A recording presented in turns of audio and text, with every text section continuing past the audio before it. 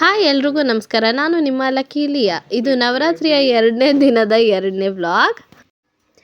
ಬೆಳಗ್ಗೆ ಎದ್ದು ಹಾಸಿಗೆ ಚಾಪೆ ಎಲ್ಲ ನೀಟಾಗಿ ಮಡ್ಚಿಟ್ಟೆ ನಾನು. ನಮ್ಮ ಅಜ್ಜಿ ತಾತ ಇನ್ನೂ ನಮ್ಮ ಮನೆಯಲ್ಲೇ ಇದ್ದರು. ಸೊ ಅದಕ್ಕೆ ನಾನು ನನ್ನ ತಂಗಿ ಹಾಲಲ್ಲಿ ಮಲಗಿದ್ವಿ. ಆಮೇಲೆ ಆಚೆ ಎಲ್ಲ ಗುಡಿಸಿ ನೀರು ಹಾಕಿದೆ.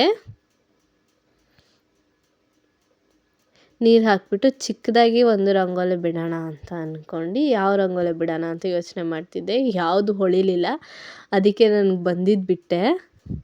ಇದಂತೂ ಅವಾರ್ಡ್ ಗಿವಿಂಗ್ ರಂಗೋಲಿನೇ ಅನಿಸುತ್ತೆ. ನೀವೇ ಕೊಡಬೇಕು ಇದಕ್ಕೆ ಅವಾರ್ಡು. ನೋಡಿ, ನನ್ನ ಗಾಡಿ ಒಂದೇ ದಿನ ಮಳೇಲಿ ನೆಂದು ಎಷ್ಟು ಗಲೀಜಾಗಿದೆ. ತೊಳ್ದು ಒಂದೇ ದಿನ ಆಗಿರೋದು. ಆಮೇಲೆ ಟಿಪಾಯಿ ಎಲ್ಲ ಸರಿ ಮಾಡಿ, ನೋಡಿ ಯಾರೋ ಡಿಫ್ರಾಸ್ಟ್ ಬಟನ್ ಒತ್ತಿಬಿಟ್ಟಿದ್ರು ನಮ್ಮ ಫ್ರಿಜ್ದು. ಅದಕ್ಕೆ ಫ್ರಿಜ್ಜೆಲ್ಲ ಕ್ಲೀನ್ ಮಾಡಿ ಮನೆಯೆಲ್ಲ ಕ್ಲೀನ್ ಮಾಡಿಕೊಂಡೆ ನಾನು. ಅಮ್ಮ ಪಾಪ ತಿಂಡಿ ಮಾಡ್ತಾಯಿದ್ರು. ನನ್ನ ತಂಗಿ ಸ್ಕೂಲಿಗೆ ರೆಡಿ ಆಗ್ತಾಯಿದ್ಲು. ಪಾತ್ರೆ ಎಲ್ಲ ತೊಳೆದಿಟ್ಟೆ ನಾನು. ಆಮೇಲೆ ಸ್ನಾನ ಮಾಡ್ಕೊಂಡು 2ನೇ ದಿನ ಗ್ರೀನ್ ಕಲರ್ ಡ್ರೆಸ್ ಹಾಕೋಬೇಕಿತ್ತು. ಸೊ ಗ್ರೀನ್ ಕಲರ್ ಡ್ರೆಸ್ ಹಾಕ್ಕೊಂಡು ರೆಡಿಯಾಗಿ ಪೂಜೆ ಮಾಡಿದೆ. ಇವತ್ತಿನ ನೈವೇದ್ಯ ಹಾಲಿಡಬೇಕಾಗಿತ್ತು.